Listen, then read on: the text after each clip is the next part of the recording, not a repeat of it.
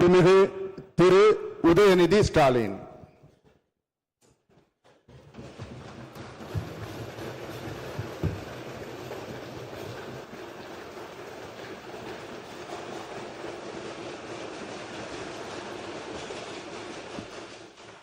சட்டமன்ற பேரவையின் உறுப்பினராக தேர்ந்தெடுக்கப்பெற்ற உதயநிதி ஸ்டாலின் எனும் நான் சட்ட முறைப்படி நிறுவப்பெற்றுள்ள இந்திய அரசமைப்பு சட்டத்தில் உண்மையான நம்பிக்கையும் பற்றுறுதியும் கொண்டிருப்பேன் என்றும் இந்திய நாட்டின் இறையாண்மையையும் ஒருமைப்பாட்டையும் நிலைநிறுத்துவேன் என்றும் நான் மேற்கொள்ள இருக்கும் கடமையை நேர்மையுடன் நிறைவேற்றுவேன் என்றும் உளமாற உறுதி கூறுகிறேன்.